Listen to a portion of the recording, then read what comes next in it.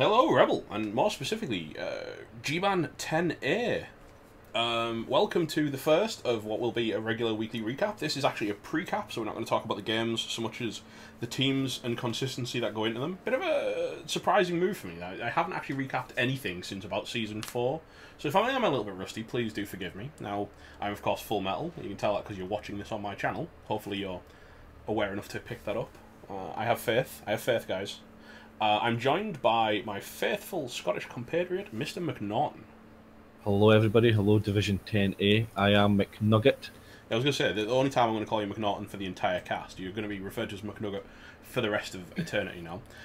You actually play in this division, so we're going to get to pump your ego in a moment. But we're going to first start with the Horde Masters of the Damned Horde. They are looking resplendent in the green and black. We like that a lot. They've got a nice Strength 4 Ghoul jumping straight out of you. Really useful piece. If it actually gets development, doesn't die horribly, as ghouls tend to. Yeah, having had a Strength 4 Ghoul myself previously in the HJMC, by the way people, still open for sign-ups for this season's one.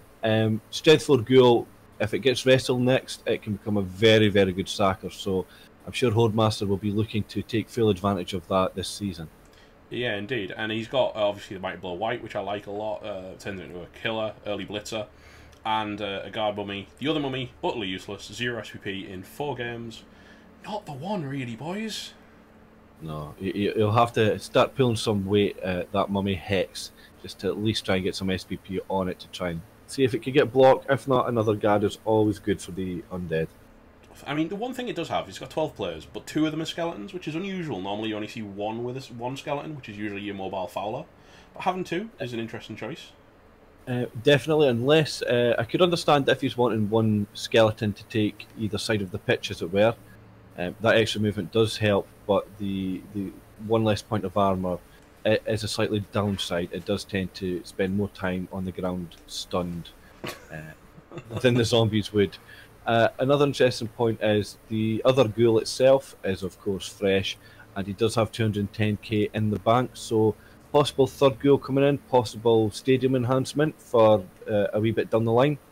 Be interesting to see what he goes with. It'll be interesting to see where he goes, but it's got a lot of potential when he starts getting the utility skills, you know, like tackle on a white, or maybe even piling on, depending on his order of opponents. The ghoul looking for wrestle, you know, suddenly it's going to become a very scary team very quickly, I think. Yes, and undead always very strong in the first few seasons in Rebel that we find. You know, they do quite well first season, second season as well. So be interesting to watch Horde Master in his progression. Yeah, and we're going to jump over to the next team in line, which is Crocodile Dundee's, which I quite like the name of. It's Meshuggah, and he's rolling Lizardman. Yeah, Meshuggah, a coach that me and Metal met across in the ADE Invitational 9 months ago, I think we started there. Oh god, the longest, the longest thing in the universe. In the universe, yes. And this is actually his first season within Rebel, so I think we were a good influence on him over there to bring him across here. Ironically, I've got to comment on this straight off the bat. His team motto is "We got a donk," and then I look in and look at Donk, who is a Croxigor, and they don't have donk. So actually, they don't have a donk. No. And I do also spot Saurus number 5. I think he's possibly aiming that at me. Possibly. Me and Meshuggah do have a good bit of a laugh together, so we will see. Movement 9 Skink, that's instant terror for this division, right? It is. Some teams will have nothing to deal with that. Some might. 130k in the bank. Interesting to see if he chooses to go for the third reroll or the replacement Croxigor after the first game. Yeah, I kind of... It's so upsetting because he's at 130k and Croxigors are 140, but the team reroll is only 120, so it's a super difficult decision. I'm super interested to see where Meshuggah goes. I think he might be waiting to see his first opponent, or maybe the lack of a purchase has already signified he's going for the Crocs. I wouldn't be surprised if he waited to see if he could level up another 1 or 2 Saurus after the first game, which may mean he will stay on 2 rerolls if he gets 4 or 5 Saurus on block. Yeah, and he's coming out of Greenhorn with 1 draw, 1 win, 3 draws.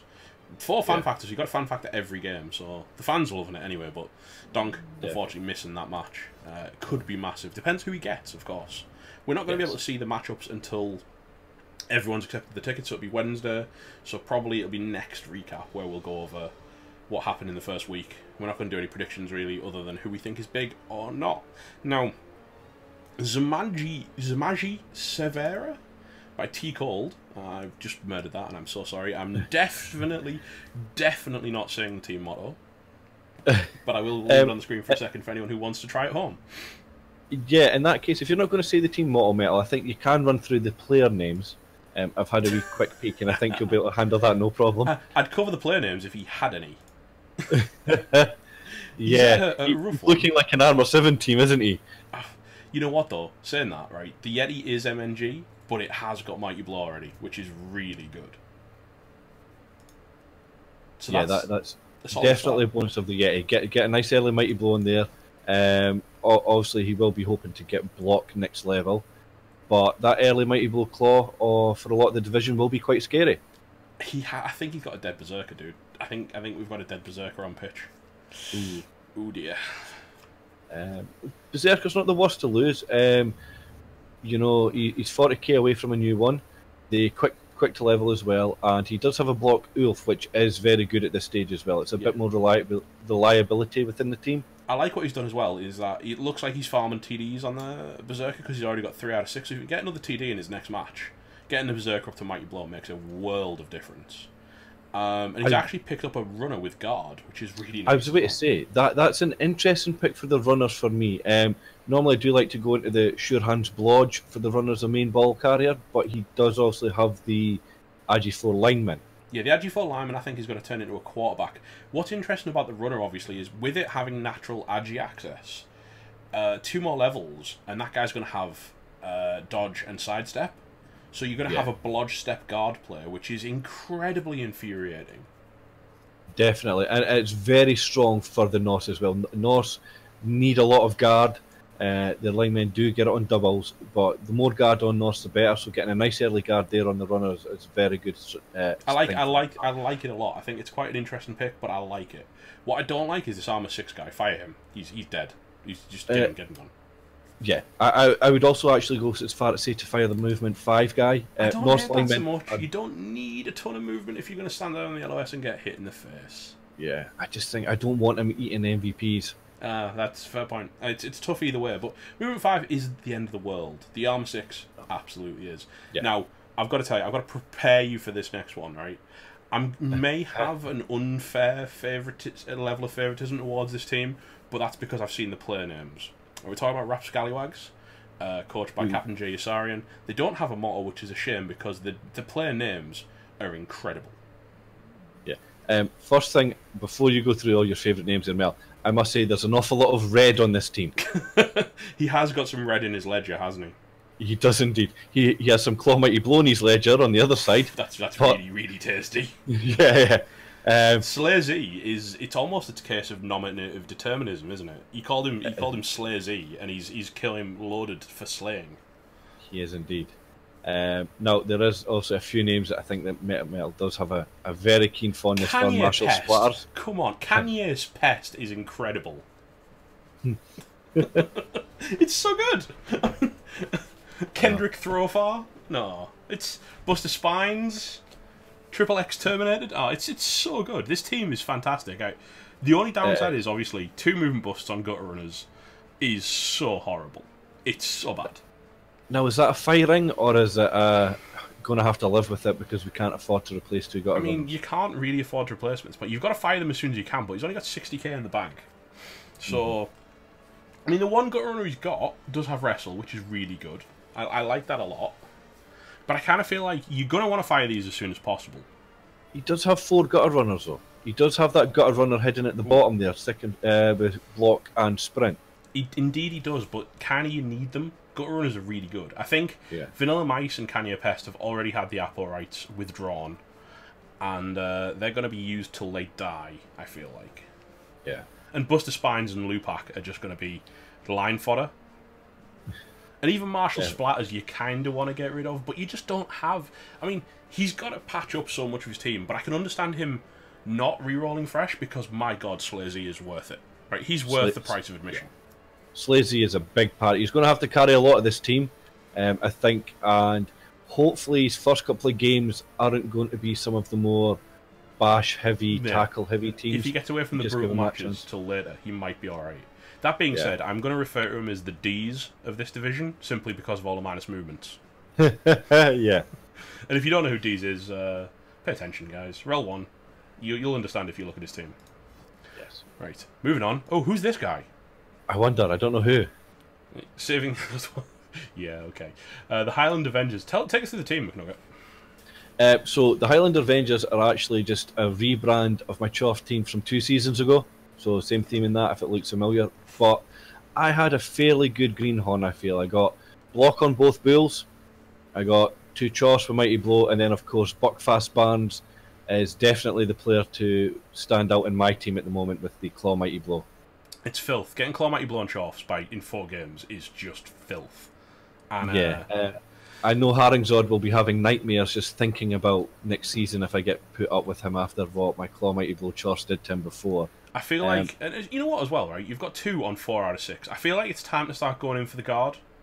It was. So obviously the Drax Choff blocker did get Mighty Blow in the last game, and I remember we were discussing it over the Mighty Blow over guard. I do like to take Mighty Blow early on a couple just to try and get that second claw, and then the last 3 can There's nothing that feels worse than going guard and then getting a double, and you're like, wow, Mighty Blow is at 31 SPP right now. Exactly. And also with it being a Greenhorn division, I thought I could probably lay off in the guard straight away. I didn't expect there to be a lot of guard around. I have a funny feeling that your division are going to hate this team, and that's fine. That's what it's here for, I think. Sorry, I'm so very sorry, 10A. I'm so very, very sorry. Definitely. The only downside is I've only got 10k in the bank, so if I do take some hits early, I won't be able to afford to cover that quickly. But I do have 3 rerolls and my apple, so my team itself is in good health and is basically just ready to get I'd argue the only thing bench. you really need is the bench, Get a couple more hobs in so you can start your fouling game up, and you'll be a force to be reckoned with on this one. Yeah, we'll see, but hopefully we do well. That's all I can say. We've got Thank You Parents coming up next. Why Parents, just why being the motto. It's a Dark Elf team, so I think he's gone for the emo theme. This is Coach Lassis. Please, guys, do correct me, because I have no idea what I'm pronouncing. Yes. It's got pending levels.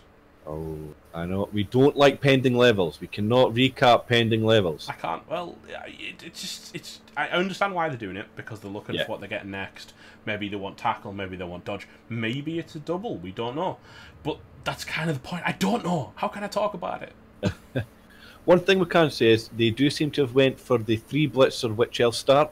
It seems to have paid off. The Witch is already at 16 SPP with block and a pending level. A Blitzer with Strength 4 is really... I mean, that is massive on Dark Elves, I think, getting up to Strength 4. That is really nice. 130k in the bank, so his decision again, will he go reroll or will he get the 4th Blitzer? I think it could be a big decision. I think it might depend on his matchup, but I'd quite like to save the 4th Blitzer for the extra speed and reliability at this point. I think he can get away with 2 rerolls on a Dark Elf team. Yeah. Also, the 4th Blitzer would take him to 11 men. However, I would like to see those levels on the Blitzers, because obviously if you are getting guard, there might be blow there over dodge. A big difference on the reroll need. It also changes maybe the dynamic of the team a little bit, doesn't it? Because if one of them is coming in with Mighty Blow, maybe I'd look at a 3rd reroll rather than an extra blitzer, because you've got your guy who's blitzing all the time, and having that 3rd reroll allows you to play the greed game, and against like that Skaven team who have a Claw Mighty Blow player, being able to greed a knockdown out of what was 2 pushes or a both down actually could be quite powerful. But also, you can't really do that with 2 rerolls. Yeah, and if they are doubles on the blitzers, you're not taking dodge there, so you actually only have 1 dodge on your entire team. Very, very true. Which can end in bad things. Still, I like it. I think he's got SPP in the right places.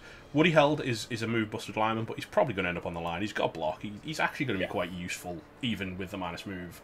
But the core amount of levels on those positionals is very strong early on. I like it. Definitely. Next up, we do have the Cirque de Lures from Lewis M. Why did I end up with a Kislev team in my division? I didn't agree to this. Now, Lewis M will be able to correct me if I'm wrong, but I'm sure he was in my division last season with Vampires. He was in with Davo and Co, yeah. He had Vamps. That would be myself, yes. Yeah. So Lewis definitely seems to be a coach that likes to play the alternative teams, we'll say, which is always good to see. And he has indeed went for the Kislev build with the Tame Bear and Blitzer with 2 catchers. And 3 rerolls, which is scary in my mind on Kislev. I would say one thing is click that apple. Oh god, buy immediately. Like, yeah. Right now. don't think about what you're buying next, because the next thing you're buying is an apothecary. Yes. Right. The last thing you want is to draw McNugget first game, or the Skaven first game, and watch your Tame Bear get murdered by Claw Mighty Blow. I would never do that. I would never do that. Because it's got guard and break tackle, so it's... I mean, the bear has kind of hogged a lot of the SPP here, but it's not bad, is it? Yeah, sometimes the Kislev do need a strong bear in their team just to focus around. Obviously, your positionals, your blitzers and catchers can be left open at times without the bear. Also, he does have one catcher level with the dodge. If you're going to play the bear, you have to play the bear, right? You don't go half in and half out. And if you're going to take the bear at all, and a lot of Kislev coaches don't like it, but if you're going to take it, I think you need to use it. And he certainly does seem to use it. Also, it's hit 16 SPP already, so I'm not sure how much he likes to blitz with it. It has taken 2 MVPs. That helps. So that helps a lot. The one thing I don't like on the team, and it's the one thing I want to pick out that I dislike, is the lineman.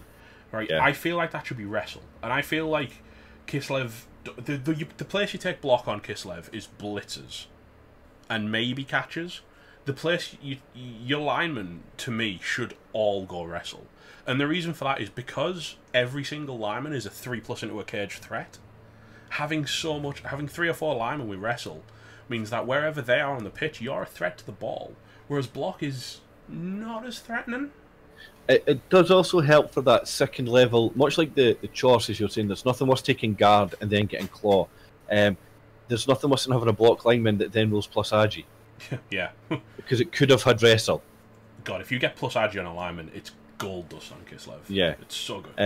But I mean, one block's not terrible. Because then plus agi on a blitzer, they go instantly into guard, and then you have 2+ leaping into cage with guard, which is just so good too. It's extremely strong. I mean, one block lineman's not terrible. It's maybe something to consider for the future levels of the lineman. Just I wouldn't like to see more, on how you want to play them. Is what I'm saying. No. Right. But overall, I'd say the Kislev in a good place. Hopefully, they'll be looking to get off to a good start, get a few more levels on the catchers and the blitzer. I was so happy with this next one, by the way. Get an apple, Lewis. Okay. Please get an apple. I'm scared for you. I'm terrified for you already. Right. Yeah. The next one, the next guy. I confess, this guy was put in this division because I knew I was recapping it as I was building it, and I literally put this guy in the division because he's called Chug Man Milk. Which just makes me chill. It's gonna make me laugh every single recap. I'm sorry. I'm so sorry, but it's true, right? And it's the Glart Death Grips Juniors. It's a big one. It's a big team. It's 14 players already. Not 3 reroll, got the apple, so it's all set in that front.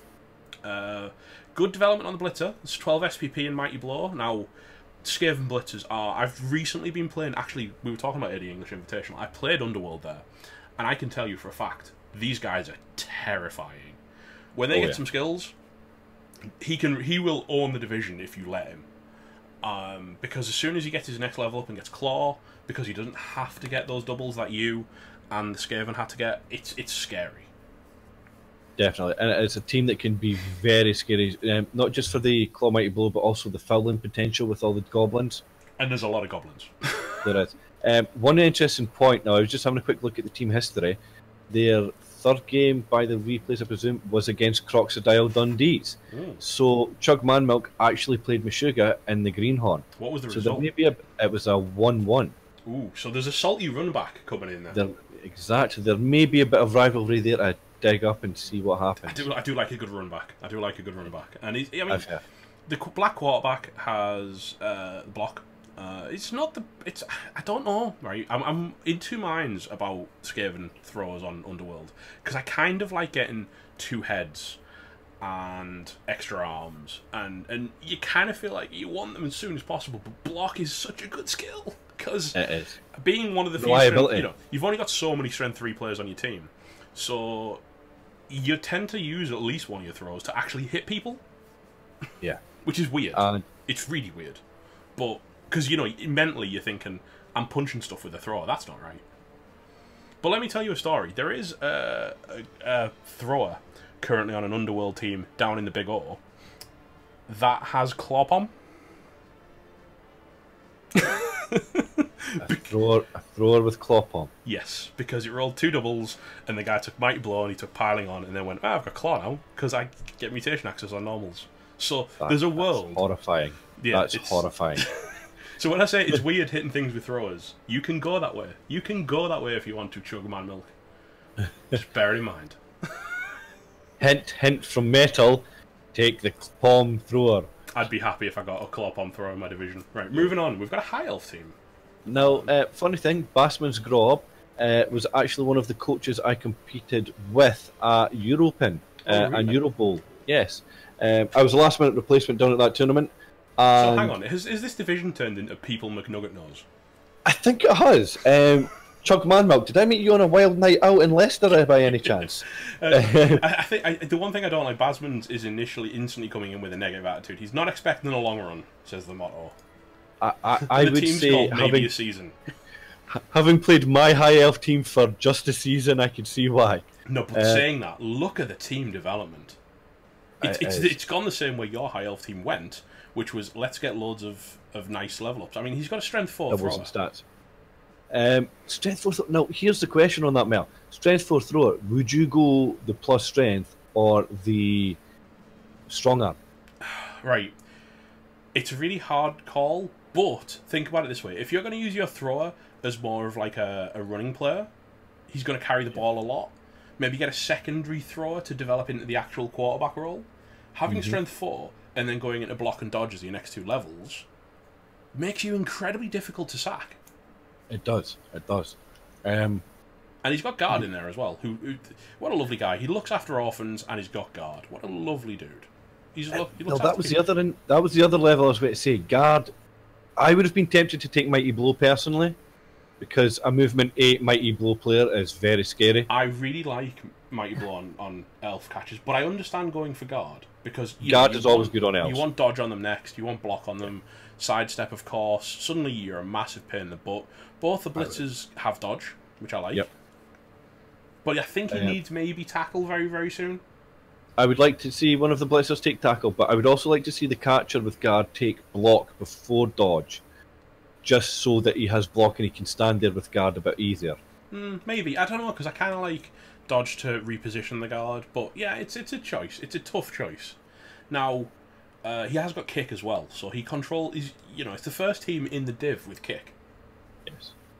So that's pretty good. Kick being very strong on the High Elf team. He does have 1 or 2 players, so I'm a pacifist. The catcher is 2 SPP away from a level.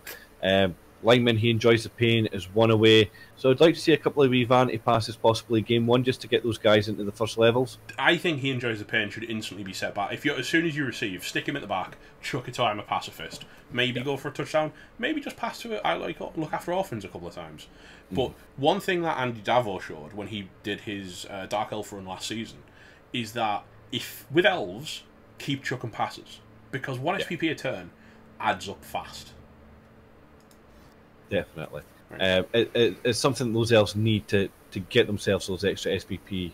Kazes are a bit more difficult for them to find just without the natural access to Mighty Blow and stuff, so definitely look into trying to pass about as much as you can. And also, thrower with throw and catch with catch, it's not as scary as you would think. It really isn't, especially if you can get your hands in on the throw, but you don't really want to because the throw is too good for your hands right now. Yeah, we're going to switch over to Muppetillo, who is the big, beefy, scary team of the div. I think this is the big bad team of the div, other than you. It's an orc team. That's the way to say. We'll pass the big bad scary title on to Muppetillo, and I'll hide in the corner. Yeah. Look, right. He's orcs. He's orcs. He's got a troll. He's got 2 black orcs with block. His development not great, but I think he's been really focusing it in on the black orcs, which I don't hate. Exactly. Now, he did only get 3 Greenhorn games in by the history. He was, of course, in playoffs. Yes. So, we have a coach that was in playoffs returning to this division, so definitely a very strong coach here. Like you said, both Black Orcs do have block. Sitting on 2 team rerolls and an apple, so I presume the 50k that he has in the bank, he will be saving for either to be a replacement on a positional that goes out, or to finally get that third reroll. Yeah, you really want the third reroll on Orcs, because they're all Agi 3, they're not very fast. There are times when you just have to dodge. Yeah. I would say this is a team you probably want to face nice and early, because once he starts rolling into those blitzers into Mighty Blow, it's going to be a tough team, yeah. It's going to be a tough team to come up against, so... yeah, when he starts stacking guard, it's going to be pretty rough as well, because you just can't hit the things. That's even at high TV, Orcs can survive simply because 4 strength 4 players and a strength 5 player and tons of guard make them a nightmare to punch. You look at Gerber and GMan Div 1, he's been there 4 or 5 seasons now, and he shows how Orcs with block guard can be extremely difficult to break. Stand firm on the Black Orcs is a key skill as well. But I think this is one to watch, because he is an ex-playoff coach, so he's proven he knows what he's doing. He's got some nice early development. It's going to be a slower start than some of the other teams, and it's going to be a little bit scared of the Claw Mighty Blow for a while. But if it faces them late in the season after it gets some guard, I reckon he's one to watch. Yeah, and it can definitely be that. Right. Now we're gonna move on to the shame section, because there's 2 coaches who haven't taken the tickets. Although 2 out of 12, I'd say that's a good start. 2 out of 12 in 8 hours, yeah, but we're still going to shame them. It's the Mark of Nurgle, which is another, it's another one of the scary teams in the division. They got the mark. Will you get the mark? They ask, and it's Helgen. Go ahead, tell us about this team. Helgen is somebody that I speak to quite a lot in the Andy Davo Discord. Again, this will be his first season here in Rebel, as far as I'm aware. I think it's somebody else that I have been able to, not bully, but persuade to come join us. It's another person that you know in this division of people that you know. Yes, there's a few of them at this point. And Nurgle team, it's a Nurgle team that Metal will explain more, being the big bad Nurgle man of GMan 1. But it's a baby Nurgle team going in the right directions in the early stages. I don't know which way it started its build, because it's got 3 rerolls and 4 warriors. Whichever way it started, it's got 3 rerolls and 4 warriors. So it's instantly over the first hurdle of an Nurgle team. Now, obviously the warriors are very undeveloped, but they kind of do that for a while. They're quite slow to start. As soon as they start getting blocking, being a bit more reliable, trust me, Helgen, please don't go Mighty Blow first. It's pain. Life is so painful going that route. He's got a killer coming in, which I like, but I think with a killer coming in, you really need to start saving for your ball carrier Pestigor, because either you're picking up on you're trying to get the ball to a warrior from a rotter, or you're scoring on rotters, and both of those things are not great decisions. Yeah, but Guard on a Beast of Nurgle's really good. Definitely. In regards to the Mighty Blow, Metal's right. It is so tempting to take that early Mighty Blow on those Nurgle warriors, but it's not worth the risk. I've had a wee bit of experience myself. I played them in college. I think I took one Mighty because he was a mid-season purchase after one died.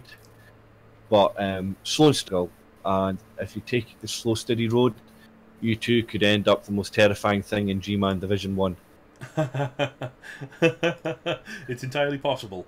But yeah, you need to Pestigor to carry the ball as soon as possible. And don't overfill on the Pestigors. Stick with 2 until you get both of them to maybe level 3. Yeah. Because... Make sure that, again, it's that self-sustainability, kind of like ghouls. You want to be able to know when you're getting the new Pestigor that you're just focusing on that one, and the other ones can just look after themselves. Yeah, I mean, the problem is, right, and this is the biggest problem with Nurgle, is if you buy the Pestigors too fast, you end up with a very expensive team that isn't very good at anything, and then everyone gets wizards against you. Even me. Yeah, and you don't want that. You do not want that life. Right. I'll also take bribes, and you don't want that either. Right. Speaking about teams that you don't want that life, right? If they get a wizard, Two Thin Coats, coached by Gremzilla, and do people even read these? Well, I'm reading it, so I would answer yes. It's a yes from me. Yes. Wood Elves. Now, Metal, you are a bit of a Wood Elf man in Clan. I was. What do you think? I think it's a bit broken. I'm not entirely sure what's going on with this team, but there's only one War Dancer, and the tree's MNG, and there's only one catcher, but he's got 2 rerolls. Yeah. So I don't know. I think he needs a second. Well, he hasn't got an Apple, so the first thing he needs to do is buy an Apple. Yeah. And he's got a kick player, which is good, and he's quite cheap, but that's mostly because the tree's missing. So whoever he gets first game, probably almost 100% going to get wizarded. Sorry. But I can't really talk about it. There's nothing there. Kick is great, right? But where's the second war dancer? Yeah. Wood Elves are a team that can always just explode with development. Yeah. And it is something to bear in mind. As you said, there's not an awful lot of SPP on the players at the moment. So obviously the tree has 3. Nothing on the catcher or the war dancer at the moment. So I think this Wood Elf team is definitely one that's going to have to look at things and say, like, we need to get off a good start. I think they'd maybe look at someone like the Underworld. I think if we got them early, we could maybe hunt some gobbles, try and get a bit of SPP there. But at the same point, this team has only played 2 G-Man Greenhorn division games. Yeah, which is probably why it has got slightly less development. I think it's always one to watch because you can never turn your back on Wood Elves, right? No. Wood Elves will, out of Wood nowhere... Elves with a wizard can go after anyone. I do think, as Mel said, getting that Apple right now, if you're listening right now, Gremzilla, go and click Apple because you can't afford to lose the war dancer, the tree, or the catcher. You really can't, especially the war dancer, because you've only got one. And you don't have... Well, you will have the cash after the game. Well, you won't, because you're buying an Apple. You'll have... Yeah, you'll have the tree come back after the first game. But definitely, even looking into getting a thrower as your next positional for that leader if needed.